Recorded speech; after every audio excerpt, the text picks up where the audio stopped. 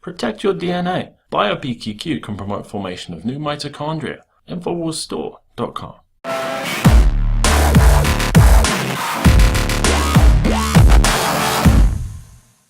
It made explicit the healthy people pay and the sick people get money. It would not have passed. Okay, just like the lack of transparency is a huge political advantage.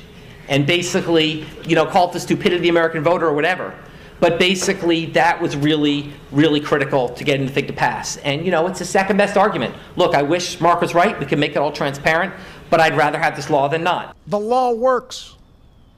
That's why we fought so hard to pass this law, to save folks like John money, to free families from the pervasive fear that one illness. There you go. You okay? I'm right here. We've been trying to get into this site since October 1st, on and off again. I have to say it did work a lot more smoothly this morning. I got through, I picked my state, I put in all my information, and I got through the whole process in about 8 minutes.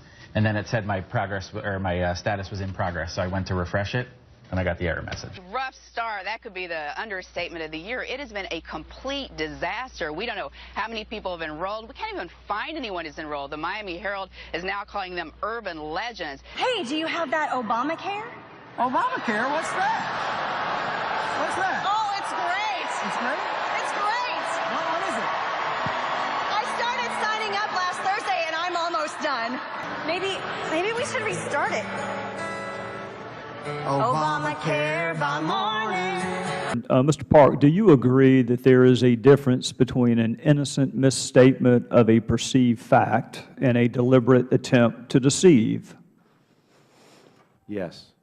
So do I. When did you first realize that you couldn't keep your health insurance even if you did like it, period? So, again, that's kind of a health policy matter. It's really outside my lane, so... You don't know when you first realized that you couldn't keep your health insurance even if you liked it, period? I don't recall, no. I'm going to read to you a quote from Secretary Sebelius. She said, and I'll paraphrase it initially, that she was hurried into producing a website by October the 1st because the law required it. Now, I'll read you the direct quote. In an ideal world, there would have been a lot more testing. We did not have the luxury of that with a law that said it's go time on October the 1st. Mr. Park, I don't know what ideal world she's referring to, so I'm just going to stick with the one we're in. What law was she referencing? What law required this website to launch on October the 1st? I can't really speak for Secretary Sebelius. I'm not asking you to speak for her. I'm asking you, what law was she referring to? Is there a law that required this website to launch on October the 1st? Again, and that's a health policy and legal matter. That's not really my... It's actually a legal question. Do you know if there's a law that requires this website to launch on October the 1st, or do you know whether it was just an arbitrary date that the administration settled on? I actually do not. Would you find that to be important, whether or not we really had to go October the 1st, given the fact that we weren't ready to go on October the 1st?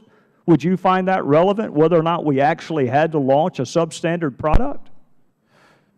Sir, I respectfully am just a technology guy trying to... Don't short yourself. You're the smartest one in the room. This is the part of the sign-up that is hidden. The applicant does not see this, but it is in the source code. And what that blue highlighted area that's been circled in red says is, you have no reasonable expectation of privacy regarding any communication or data transiting or stored on this information system. Now, Ms. Campbell and Mr. Slavitt, y'all both said that y'all were HIPAA compliant. How in the world can this be HIPAA compliant? Which HIPAA is designed to protect the patient's privacy, and this explicitly says in order to continue, you have to accept this condition that you have no privacy or no reasonable expectation of privacy. So, sir, that would be the decision made by CMS. So you're not, this is news to you? You're the main prime contractor. You've never seen this before? So That's not we are one of the prime contractors, yes. Have you But seen this this before? Were you requirement- aware this was in the source code? This requirement is. Are you one- aware this was in the source code, yes or no? Yes. You were aware, okay.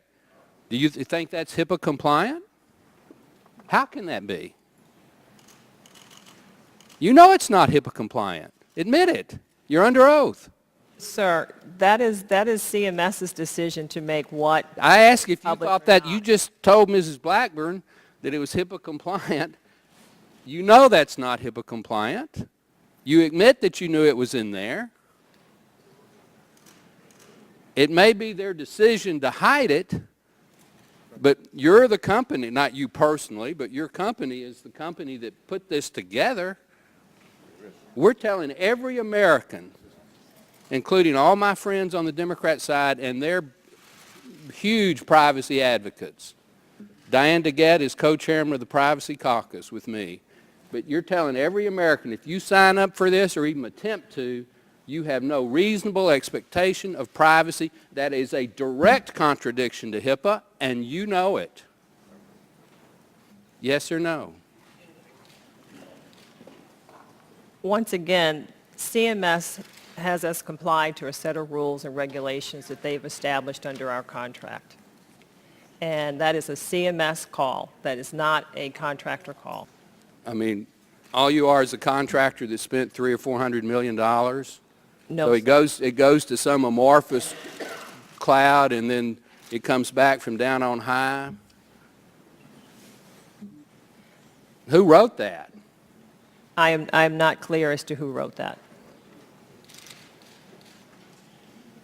Do you well, let me ask it this way. Do you think that should be in the do you think that should be a requirement to sign up for Obamacare, that you give up any reasonable expectation of privacy? Sir, that is not my jurisdiction. You're a U.S. citizen. Statement one way or the other. And if you're signing up on healthcare.gov, your personal information could be accessed by complete strangers. It happened to this woman. She called customer service when she forgot her password. That's when the representative told her 3 different people were given access to her account, her address, and her social security number. What's worse, she was told it would take up to 5 days to get her personal information offline. Problem with this whole debate is y'all won't tell us who made the decisions. I can tell you I did not design So who? the site. The Each testing. piece of that code has been tested. Yes or no? I should not. I don't know. That's the but I problem. can tell you that security That's a much testing safer answer, trust me. is an ongoing. Amazon would never do this. Pro Flowers would never do this. Kayak would never do this. The purpose of Battleground Texas, in simple terms, is to turn Texas blue, because these people think that Texas is a non-voting state. So if they just sign a lot of people up to vote, it'll turn into a Democratic state. They're using Enroll America and Obamacare as a mechanism to turn Texas into a blue state. Bumping up Medicaid eligibility from 100% of poverty line to 133% of poverty line so that some working poor people can get some health insurance. What is the objection to that? Why does every conservative Republican governor oppose that? Explain that to me.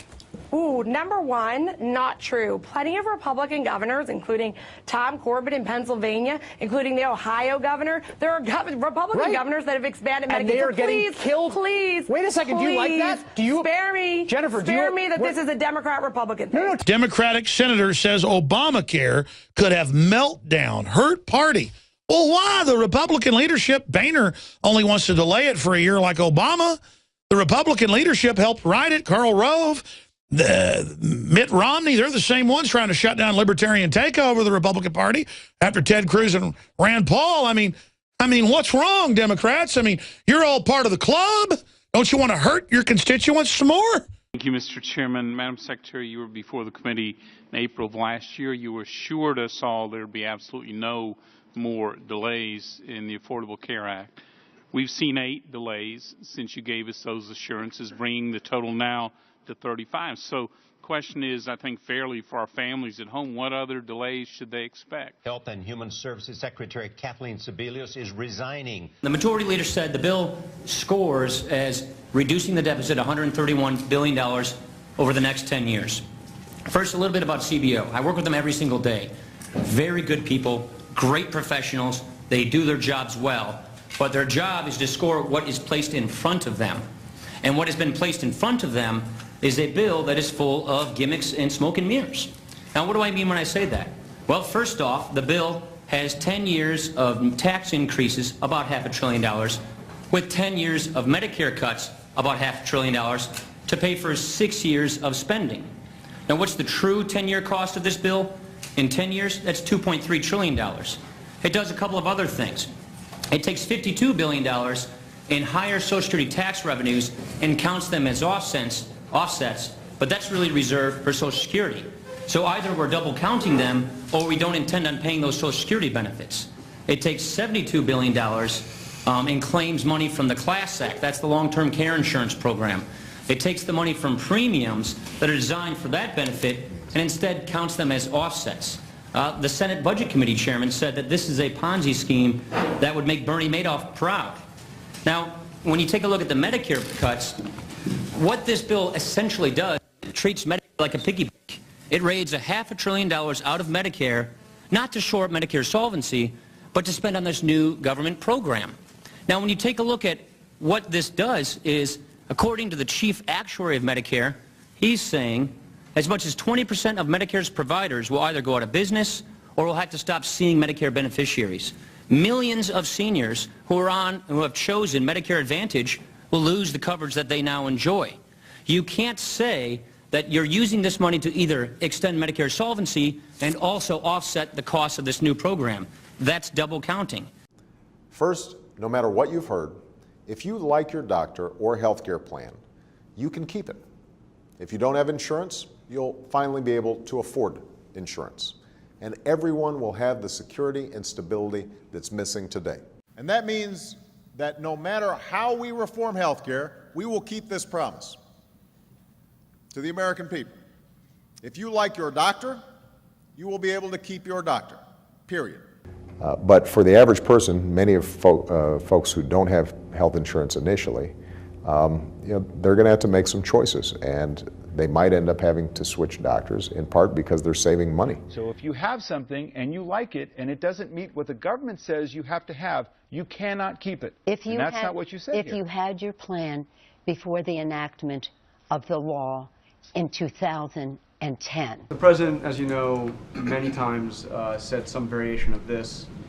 We will keep this promise to the American people. If you like your doctor, you will be able to keep your doctor, period. Is that promise still operative?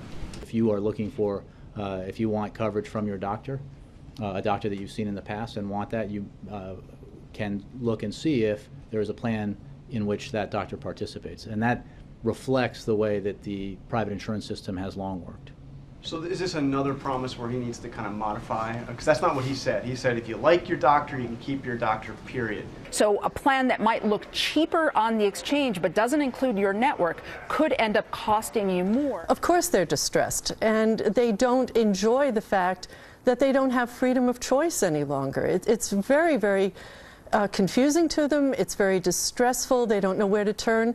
They still will call us and ask for help. People who knew the law as it was being written knew the president wasn't telling the truth. The grandfather provision written into the law itself was too narrow, and frankly, they wrote a regulation intentionally trying to get people out of the individual market. Look, they want the people to go into the exchanges because there's a lot of people in the individual market. The whole point of the exchanges is to close down the individual insurance market over time. The insurance company, They wait a wanted second. to move Insurance millions of people into the exchanges. Insurance companies Insurance companies don't like the individual market as it's constructed. They see the future. That individual market is going away. They don't want to invest in it. But that's not why what the president said. Let me finish. The president said, let me switch. You note the irony that the president is seeking to delay his signature piece of legislation. What else has he accomplished since he's been president? Except Obamacare. That's what he put all of his marbles on Obamacare, and now he wants to delay it. If you need any more evidence how disastrous this health care law is, the architect doesn't even want to implement it. On average, rates will increase 14.5% for Blue Cross Blue Shield plans and 11.9% for Wellmark health plans. In its filing, Wellmark cites new requirements under the Affordable Care Act as one reason for the increases. People are starting to get their estimates back from Obamacare, and they're seeing that, of course, their insurance rates are doubling. That's just for starters. That's just the beginning. They're going to continue to go up from there. You think they're going to go down on your insurance rates? They never go down on insurance rates. But of course, it's there to help the poor.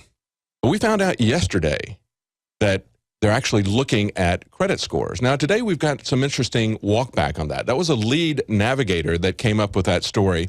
Today, she's trying to walk that back. We're going to take a look at that in the next segment. But the question is, if they're going to look at credit scores, and that's going to be a basis, what she said yesterday, we're going to go with what she said yesterday, because she was one of the lead navigators, or the lead navigator in Florida, after she talked at some length with reporters about that.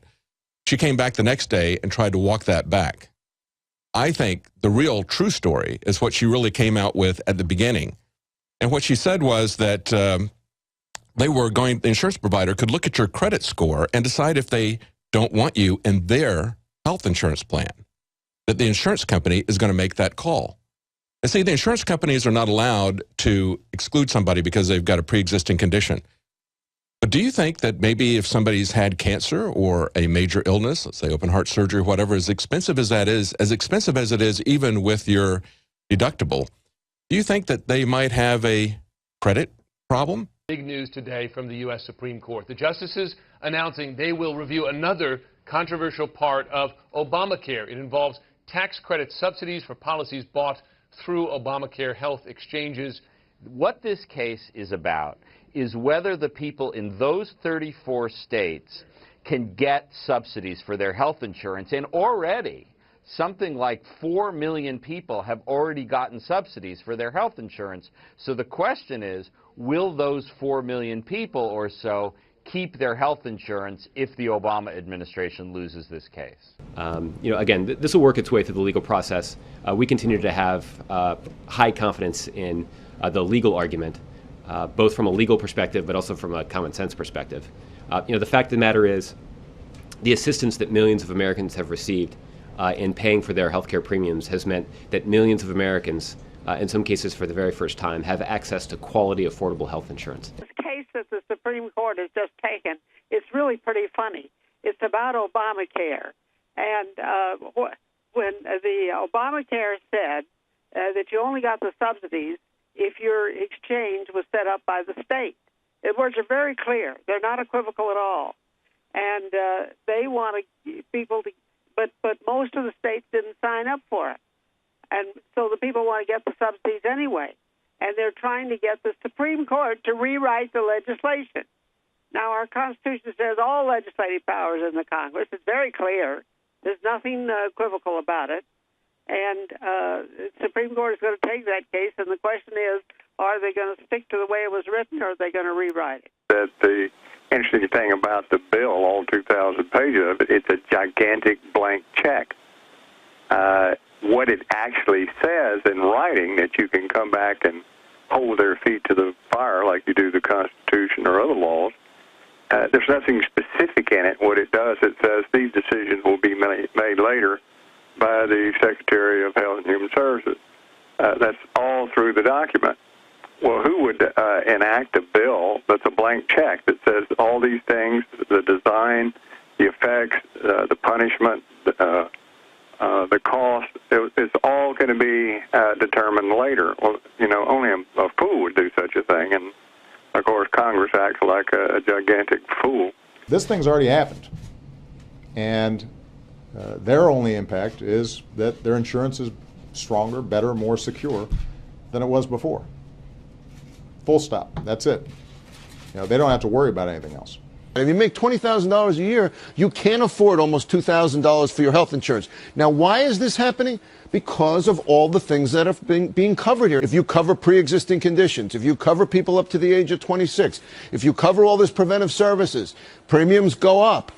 Employers not going to want to pay those premiums. They're going to pass on as much as possible to the employee. Lack of transparency is a huge political advantage.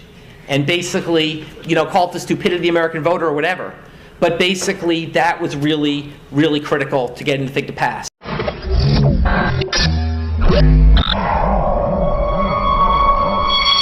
You want the best that's out there at the lowest price anywhere? Well, we're bringing you a total win-win.